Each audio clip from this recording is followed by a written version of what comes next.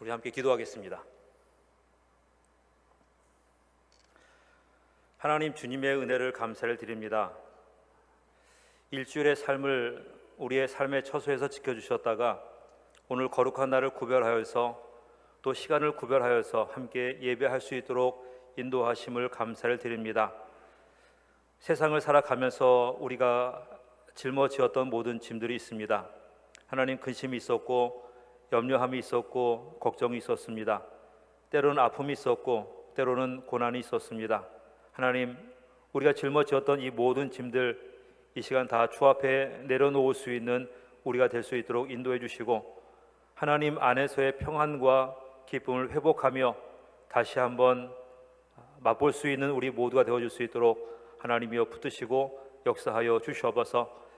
내 힘으로 살아가려고 애쓰는 것이 아니라 내 노력과 내 능력으로 살아가려고 애쓰는 것이 아니라 하나님의 능력으로 하나님의 인도하심으로 살아가려고 주께 맡길 수 있는 믿음의 사람 될 수 있도록 인도하셔서 우리의 삶의 현장 속에서 살아가는 순간순간마다 하나님께서 도우심을, 주께서 역사하심을 느끼고 경험하며 고백할 수 있는 우리 모두가 될 수 있도록 축복하여 주시옵소서. 세상을 바라보면 참으로 많은 일들이 어렵고 힘들고 또 당혹스러운 일들이 많이 있는 것을 보게 됩니다. 하나님, 코로나 때문에 그렇기도 하고 여러 가지 우리가 살아가면서 겪게 되는 경제적인 문제들, 또 사회적인 문제들, 관계 속에서 살아가면서 겪게 되는 일들이 있습니다. 하나님, 그러한 일들 속에서 우리가 낙심하지 않게 하시고 다시 한번 담대하게 하나님을 바라보며 하나님의 은혜를 구하며 하나님 때문에 승리할 수 있는 주의 자녀가 되어줄 수 있도록 하나님이여 축복해 주시고 역사하여 주시옵소서. 여러 가지 기도 제목들이 있습니다.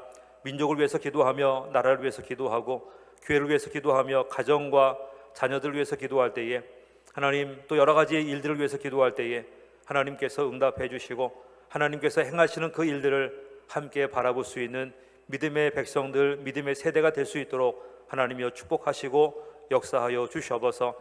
이 시간 함께 말씀을 나누기를 원하오니 주신 말씀 가운데 함께 하시고 말씀을 통해서 다시 한번 우리의 믿음을 결단해 갈 수 있는 주의 자녀가 되어줄 수 있도록 축복하여 주시옵소서. 감사드리며 예수님의 이름으로 간절히 기도드렸사옵나이다. 아멘. 우리 옆에 분들과 함께 인사하겠습니다. 믿음으로 승리합시다. 믿음으로 승리합시다. 예, 믿음으로 승리합시다. 얼마 전 어떤 청년에 대한 이야기를 들었습니다. 제가 직접 들은 것이 아니라 다른 사람을 통해서 전해 들었던 그러한 이야기였습니다. 이 청년이 직장을 다니는데 월급은 그렇게 나쁘지 않은 좀 괜찮은 직장을 다니고 있었습니다. 그리고 한 2년 정도 직장을 다니면서 차곡차곡 이제 돈을 모은 것이죠. 이제 큰 돈 나가지 않고 또 그 돈을 헤프게 쓰지 않고 그 성실하게 일을 하면서 차곡차곡 이제 돈을 모았습니다. 그 한 2년 정도 지났을 때에 이제 차가 없었기 때문에 차를 살까 아니면 돈을 더 모아서 집을 살까 이제 이러한 고민을 이제 하게 되었습니다. 그래서 여러 방면으로 알아보게 되고 얼만큼 돈이 있으면 집을 살 수 있을까? 뭐 대출 현황이라든가 상황이라든가 뭐 얼마큼 대출을 받을 수 있을지 또 집값은 얼마큼 되는지 알아보았습니다. 그런데 알아보니까 집을 살 수 있는 형편이 되지 않는 거예요. 요즘 뉴스를 보면 많이 아시겠지만 한 푼도 쓰지 않고 한 20년 이상 직장 생활을 해야만 작은 집을 마련할 수 있다라고 하는 이야기를 이제 하게 됩니다. 이 청년이 직접 알아보니 이제 그것이 현실이 되게 된 것이죠. 그것을 보면서 그것을 이제 깨닫게 되면서 너무나 실망이 되고요, 낙심이 되었습니다. 이렇게 해서 집을 사느니 차라리 자동차 한 대를 멋진 걸 사야 되겠다, 이제 이렇게 생각을 하게 되고요. 자기가 모아뒀던 돈하고 또 앞으로 이제 받게 될 월급들을 계산해서 할부를 이제 해가지고 고급 승용차를 한 대 구입을 했습니다. 이제 그러면서 요즘 많이 이제 화제가 되고 있는 욜로족에 이제 이 청년이 편승을 하게 된 것입니다. 내가 미래에 얼만큼 돈을 많이 모아서 살아갈 것인가를 염려하지 말고 어차피 그 집을 살 수 있는 형편도 되지 못하고 나중을 보장하지 못하기 때문에 지금 이 순간 내가 열심히 즐기면서 살아야 되겠다, 이렇게 이제 하게 된 것입니다. 이렇게 하면서 자신에게 이제 포기할 것을 이제 포기하게 되고 자기가 이제 붙잡아야 될 것만 붙잡아야 되겠다라고 이렇게 생각을 하고 이제 차를 구입하게 됐던 청년의 이야기였습니다. 아마도 요즘 세대를 보게 되면 이러한 이야기는요, 이 청년의 이야기뿐만 아니라 이 시대를 살아가고 있는 많은 분들의 모습이 아닐까 생각이 됩니다. 세상을 바라보면서 현실이 어떠한 것인가 하는 것을 직접 체감해 가게 되면서 낙심하게 되고요, 실망하게 되고 또 미래를 꿈꾸지 못하게 되는 이러한 모습들이 요즘 많은 분들이 살아가면서 겪고 있는 일인 것 같습니다. 이렇게 하다 보니까 청년들에게 요즘 유행하고 있는 이야기가 있죠. 3포 세대 혹은 4포 세대, 5포 세대라고 하는 그러한 이야기입니다. 3포 세대는 3가지를 포기하는 삶, 5포 세대는 5가지를 포기하는 삶. 그런데 이것이 점점 많아지면서 지금은 어떻게 이야기하고 있냐면 7포 시대다라고 이렇게 이야기합니다. 즉 7가지를 포기하고 살아가는 삶에 대한 모습, 이것이 현 시대의 모습이다라고 이렇게 이야기하고 있는 것입니다. 어떠한 것을 포기하게 되냐면 연애를 포기하고요, 결혼과 출산을 포기하고 내 집 마련을 포기하고 인간 관계를 포기하고 꿈을 포기하고 희망을 포기하는, 이렇게 해서 7가지를 포기하는 삶, 이것이 지금 시대를 살아가고 있는 많은 사람들의 모습이라고 하는 것입니다. 우리 사회 안에 많은 일들이 있습니다. 그리고 막혀있는 담들도 있고요. 이러한 것들이 너무나 크다 보니까 이러한 것을 극복할 수 있는 힘을 갖지 못하게 되고요. 이러한 것으로 인해서 더 큰 절망과 낙심함, 그리고 여러 가지 고민들이 있어지게 되는 것을 보게 됩니다. 이러한 일들, 우리의 일상생활 속에서 경험할 수밖에 없는 일들인데 이렇게 되다 보니까 낙심하면서 성격은 소심하게 되어지기도 하고요. 또 자존감도 굉장히 많이 떨어지게 되어지는 모습들, 이러한 것들을 많은 사람들의 모습 가운데 볼 수가 있습니다. 근데 오늘 말씀을 보게 되면 이스라엘 백성들의 모습이 이와 같았던 것을 우리가 느낄 수가 있습니다. 이스라엘 백성들 낙심했고요. 낙심함 가운데 슬픔과 그리고 아픔을 겪었던 민족, 바로 이것이 이스라엘 백성들의 민족의 모습이었다고 하는 것입니다. 이스라엘 백성들의 낙심함, 이것은 어떻게 오게 되냐면 바로 에돔 사람들과의 관계성 속에서 오게 되어졌던 것을 말씀을 통해서 우리가 깨닫게 됩니다. 사실 에돔이라고 하는 사람들, 이 사람들은 이스라엘 백성들과 형제 관계에 있었던 사람들이었습니다. 두 민족이 형제 관계에 놓여지게 됐던 것, 이것은 그 이전 세대였던 이삭의 세대로 거슬러 올라가게 되죠. 이삭에게는 두 아들이 있었습니다. 에서와 그 다음에 동생이었던 야곱이 있었죠. 두 사람의 성격은 굉장히 많이 달랐습니다. 외모도 달랐습니다. 형 에서는 사냥을 통해서 일을 하는 사람이었고요. 반면에 그 동생 야곱은 엄마 품에서 놀았던, 쉽게 말하면 마마보이와 같은 그러한 사람이었습니다. 에서는 털이 많았고요, 건장한 체격을 가지고 있던 반면에 야곱은 체격이 좀 왜소했고 그리고 피부도 매끈한 모습을 가지고 있었습니다. 야곱이 형 에서의 축복을 가로채기 위해서 죽을 가지고 이제 에서를 유혹하게 되죠. 그리고 에서는 그 유혹에 넘어가서 자신의 장자권을 동생 야곱에게 팔게 됩니다.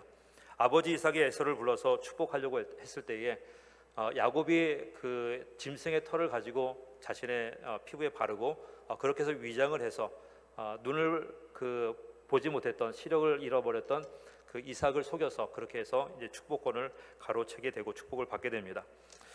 형 에서가 무서워서 예산촌 집으로 도망을 가게 되고요. 그곳에서 많은 풀을 축적했던 야곱은요 다시 돌아오게 됩니다. 그때에 이제 형 에서로부터 용서함을 받기는 했었지만 에서와는 다른 지역에서 살게 되고요. 그리고 다른 민족을 형성해 가게 됐던 것을 우리가 성경을 통해서 보게 됩니다. 바로 그때에 형성되어졌던 그 에서의 후손, 이 사람들이 바로 오늘 말씀 가운데 등장하게 되어지는 에돔 사람들이라고 하는 것입니다.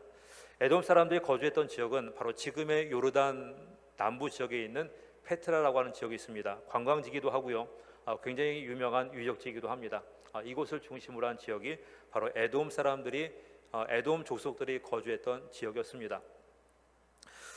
이 그 지역에 거주했던 에돔 족속들은 바벨론이 이스라엘을 침공할 때에 그들을 도와서 이스라엘에게 큰 피해를 주었던 그 일들을 했던 것이 바로 에돔 족속들이 했었던 일이었고요.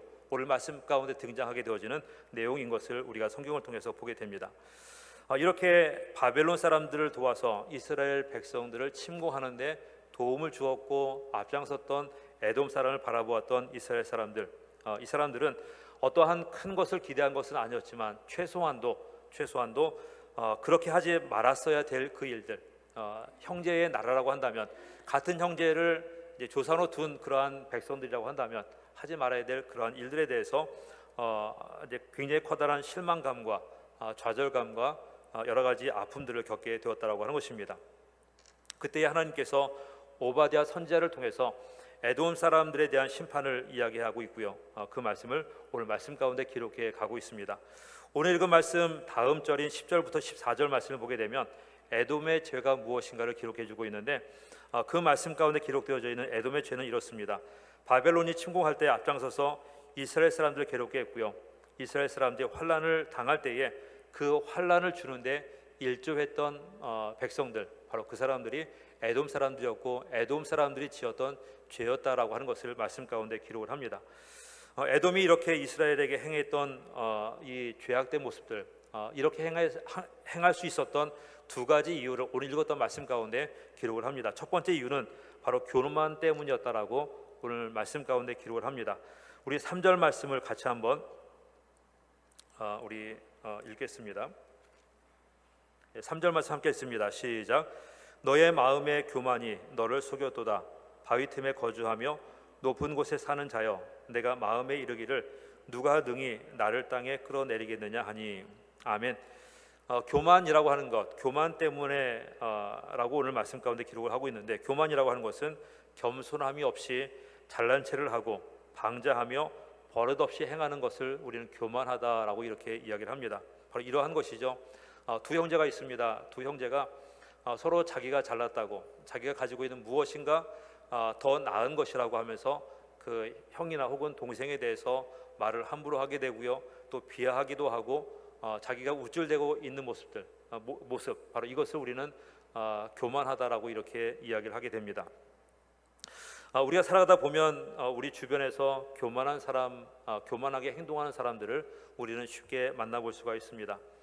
교만할 수 있는 이유, 남들보다 조금 더 잘생겼기 때문에, 남들보다 조금 더 키가 크기 때문에, 남들보다 조금 더 능력이 많다라고 느끼기 때문에, 혹은 남들보다 조금 더 좋은 직장을 다니기 때문에, 이러한 이유 때문에 사람들은 교만하게 되고요. 그리고 그 교만 때문에 다른 사람을 무시하고 다른 사람을 하대하게 되어지는, 버릇없게 하고 또 굉장히 공손하지 못하게 그렇게 무례하게 행동하게 되는 이러한 모습들이 있는 것을 우리가 보게 됩니다. 이제 그러한 사람들을 볼 때 한눈에 보이게 되죠. 행동하는 모습, 눈빛, 그리고 어떤 제스처, 이런 것을 보면 그러한 모습들이 쉽게 눈에 띄게 됩니다. 그러면 우리는 그 사람을 보면서, 야, 참 저 사람 뭐 별것도 아닌데 이렇게 교만할까? 키가 크면 얼마나 크고 잘생기면 얼마나 잘생겼고, 좋은 직장을 다녔으면 얼마나 좋은 직장을 다니고, 또 다른 사람보다 나은 것이 있으면 얼마나 낫길래 저렇게 교만할까라고 하는 이야기를 하게 됩니다. 사실 교만한 사람을 보게 되면 전형적으로 약자한테는 굉장히 강한 척을 하게 되고요, 또 강자 앞에서는 굉장히 아부하는 태도를 가지고 있는 이 모습을 우리는 교만한 사람들의 모습 가운데 발견할 수가 있습니다. 바로 오늘 말씀 가운데 등장하게 되는 에돔이 그랬다고 하는 것입니다. 에돔은 그 당시 커다란 제국이었던 바벨론 제국에 굉장히 아부했었던 모습을 가지고 있었습니다. 바벨론 제국은요, 역사상 가장 커다란 제국 중에 하나였죠. 동쪽으로는 인도까지 이제 영토를 확장하게 되고요, 서쪽으로는 그 유럽과 팔레스타인 지역, 그 다음에 북아프리카 지역까지 영토를 확장했었던 아주 거대한 제국이었습니다. 이러한 거대한 제국 앞에 한없이 약자였던 것이 에돔 사람들이었고요, 그렇게 함을 통해서 아부하게 되는 이러한 일들을 행하게 됩니다. 그렇게 아부하면서 이스라엘에게는 아주 지독하리 많이 괴롭히게 되고요, 또 고난을 주게 되었다라고 하는 것입니다. 물론 자신들이 살아남기 위해서 어쩔 수 없이 그렇게 했다라고 변명할 수는 있을지 모르겠지만, 그렇게까지 이스라엘에게 괴로움을 주어서는 안 되는 그러한 형국이었다라고 하는 것입니다. 그런데 에돔은 오히려 자신들이 더 나서서 이스라엘을 괴롭히게 되고요, 이렇게 행했던 모습이 바로 교만 때문이었다라고 오늘 말씀 가운데 기록하고 있는 것입니다. 두 번째 이유는요, 마음의 지각이 없기 때문이라고 이야기합니다. 즉 어리석었기 때문에 그렇게 했다라고 이야기하고 있습니다. 우리 7절 말씀을 같이 한번 읽겠습니다. 함께 읽습니다. 시작. 너와 약조한 모든 자들이 다 너를 쫓아 변경에 이르게 하며 너와 화목하던 자들이 너를 속여 이기며 내 먹을 것을 먹는 자들이 내 아래에 함정을 파니 내 마음에 지각이 없음이로다. 아멘. 지각이 없거나 혹은 어리석으면 판단력이 흐리게 되는 거죠. 우리가 살아가면서 많이 겪게 됩니다. 요즘 여전히 그 보이스 피싱에 대한 피해가 많다고 하는 것을 들을 수가 있습니다. 왜냐하면 보이스 피싱범들도 예전에 행하던 그 방법들을 행하는 것이 아니라 그 방법이 점점 진화하게 되고 발전하기 때문에 그렇습니다. 예전에는 주로 어르신들이 피해를 입었다고 한다면 요즘은 어르신들뿐만 아니라 젊은 층 또 청년층까지도 보이싱 피해를 당하게 되는 일들이 종종 일어나고 있습니다. 보이싱 그 피싱범들이 보이스 피싱범들이 했었던 익히 알려졌던 방법들이 있죠. 검사를 사칭하게 되는 어디 검사 어느 지청의 검사인데 검사 누구인데 당신 그 통장이 해킹을 당했습니다. 이런 식으로 해서 이야기를 하게 되기도 하고요. 또 이제 카톡 문자로 보내서 이제 그 딸이 이제 엄마한테 엄마 나 급한 일이 생겨서 돈을 좀 줘야 될 것 같아. 이렇게 해가지고 돈을 붙이게 한다든가 이러한 방법으로 이제 그 보이스 피싱범들이 행동하게 되는 것을 보게 됩니다. 이러한 것들에 대해서, 이러한 문제들에 대해서, 이러한 방법들에 대해서 우리가 많이 이야기합니다. 이렇게 보이스 피싱범들이 하고 있으니까 주의하십시오. 그러한 문자가 오거나 그러한 전화가 오면 바로 끊으십시오. 대응하지 마십시오라고 이렇게 이야기합니다. 그리고 우리는 그러한 것을 잘 알고 있죠. 그런데 막상 닥쳐보면 당황하게 되고요. 그리고 불안한 마음들이 생기게 되게 되고 또 굉장히 조급한 마음들이 생기게 되기 때문에 판단력이 흐리게 되고 또 그대로 따라가게 되는 이러한 경우들이 참 많은 것을 보게 됩니다. 누구든지 상황이 그렇게 된다고 한다면 어리석은 행동들을 하게 되고요. 어리석은 모습으로 그렇게 바뀌어지게 되는 것을 우리가 볼 수가 있습니다.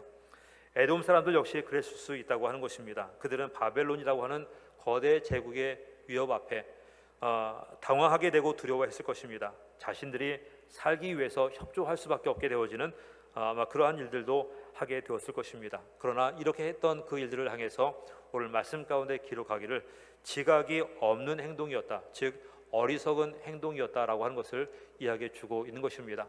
그 상황을 제대로 파악했다고 한다면, 그 상황을 제대로 인지했다고 한다면 그렇게까지 죄를 짓는 일을 하지 않았을 텐데 하는 그러한 모습들이 오늘 말씀 가운데 기록되어져 있다라고 하는 것입니다. 바로 이러한 두 가지, 교만하고요, 지각이 없고 어리석은 모습, 이것으로 인해서 에돔 사람들은 이스라엘 사람들을 향해서 못된 짓을 하게 되고요, 괴롭게 하는 짓을 행하였다라고 하는 것입니다.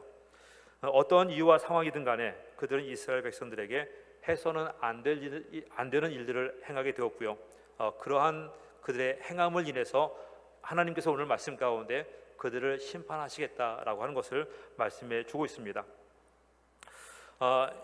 하나님께서 그렇게 말씀하시게 되지만 이스라엘 사람들 입장에서 보게 되면 굉장히 낙심할 수밖에 없는 그러한 상황과 그러한 환경이었다라고 하는 것입니다.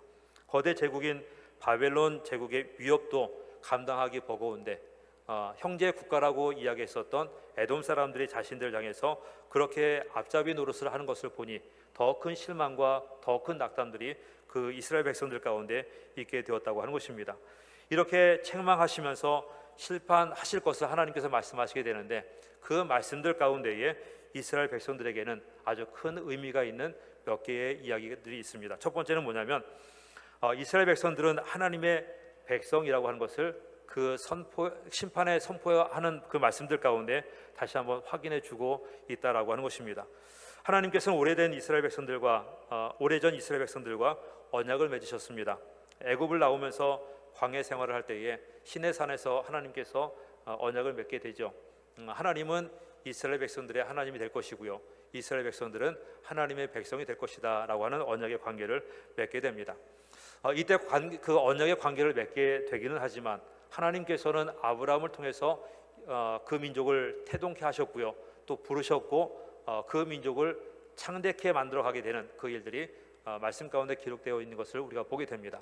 부르신 분도 하나님이시고요, 이스라엘 백성들과 언약의 관계를 맺게 하신 분도 하나님이신 것을 이야기해 주고 있습니다. 이 관계는 오랜 시간이 지났지만 여전히 유효합니다. 하나님께서는 절대로 이 관계를 먼저 깨지 아니하실 것을 말씀해 주고 있습니다. 설령 이스라엘 백성들이 그들의 죄로 인해서 이 계약을 파기한다 할지라도 그들이 하나님께 돌아오게 된다고 한다면 언제든지 이 관계는 회복될 것을 말씀해 주고 있다라고 하는 것입니다. 이스라엘 백성들에게 해를 가했던 에돔 사람들을 책망하시면서 여전히 하나님은 이스라엘 백성들의 하나님이신 것을 오늘 말씀 가운데 이야기해 주고 있다라고 하는 것입니다. 두 번째는요, 하나님께서는 지금 일어나고 있는 모든 것들을 주목하고 보고 계심을 이 심판의 말씀을 통해서 우리에게 이야기해 주고 있습니다. 하나님은 언제나 이스라엘 백성들과 동행하셨고요, 여전히 동행하고 계심을 말씀해 주고 있는 것입니다. 애굽에서 고난을 받을 때에 그들이 하나님께 부르짖습니다. 그리고 그 부르짖음을 하나님께서 들으셨다라고 성경은 기록을 합니다. 애굽에서 나와서 광야를 지나갈 때 하나님은 동행하여 주셨습니다. 또 가나안 땅에 도착해서 그 땅을 정복해 갈 때 그렇게 맞이하게 되는, 또 직면하게 됐던, 또 수행했던 많은 전쟁들, 그 전쟁들은 하나님께서 하시는 전쟁이었음을 계속해서 말씀해 주고 있습니다. 그리고 왕이 세워져서 국가가 통치가 되어지고 있을 때에 끊임없이 그들이 하나님을 배신하게 되었다 할지라도 하나님은 그들과 함께 하셨고 그들을 인도하셨고 그들 가운데 역사하셨음을 이야기해 주고 있는 것입니다. 바로 하나님께서는 이스라엘 백성들을요, 끊임없이 주목하며 지켜보고 계시고요, 그들이 부르짖을 때에 그 부르짖음을 들으신다고 하는 것을 이야기해 주고 있는 것입니다. 오늘 말씀 가운데도 마찬가지죠. 에돔 사람들을 향해서 심판을 선포하긴 하시지만 하나님께서는요, 그 과정들 가운데 낙심했던 이스라엘 백성들이 부르짖고 간구했던 그 기도를 들으셨음을 오늘 말씀 가운데 이야기해 주고 있는 것입니다. 세 번째는요, 이스라엘 백성들이 비록 죄 가운데 살았지만 하나님께서는 여전히 이스라엘 편에 계시다고 하는 것을 이야기해 주고 있는 것입니다. 사람들은 배신을 당하면 다시는 그 사람을 변호해 주지 않게 되고요, 그 사람 편에 서려고 하지 않습니다. 왜냐하면 나를 배신한 사람, 내가 그 사람을 옹호해 주거나 보호해 주거나 혹은 그 사람 편에 설 아무런 이유가 없기 때문에 그렇습니다. 그러나 하나님은 그렇지 않으심을 우리에게 이야기해 주고 있는 것이죠. 사람이 배신을 해도 그리고 하나님을 떠나 이방신을 섬기고 우상을 숭배해도 그들이 부르짖어 하나님께 기도하면 하나님은 그 기도를 들으시고요, 응답하시고 여전히 이스라엘 백성들이 잘되며 구원받기를 원하시고 하나님의 축복을 누릴 수 있는 백성이 되기를 원하시는 것을 이야기해 주고 있습니다. 에돔을 심판하시겠다고 하는 그 말씀들 가운데 여전히 하나님의 백성들 편에, 이스라엘 백성들 편에 하나님께서 서 계심을 이야기해 주고 있는 것입니다. 이 시대를 살아가고 있는 하나님의 백성들이 용기 있게 그리고 담대하게 살아가야 하는 이유가 바로 여기 있는 것이죠. 하나님께서 오바댜 선지자를 통해서 에돔 족속을 책망하시고 또 심판하시겠다고 말씀하고 있지만 여전히 하나님은요, 우리의 하나님이 되어주시고요, 우리와 함께 동행해 주시고요, 우리가 어떠한 일들을 겪게 된다 할지라도 우리 편에 서 계신 분이 바로 하나님이심을 우리에게 이야기해 주고 있는 것입니다.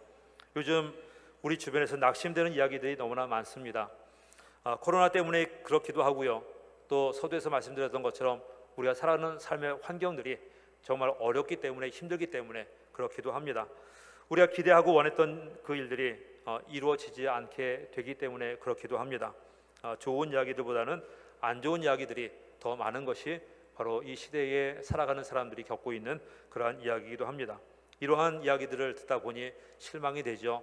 낙심이 됩니다. 많은 것들이 절망스럽게 되기도 합니다. 이러한 때에 하나님 우리에게 말씀해 주고 있는 것입니다. 내가 너를 사랑한다. 내가 내 편에 있다.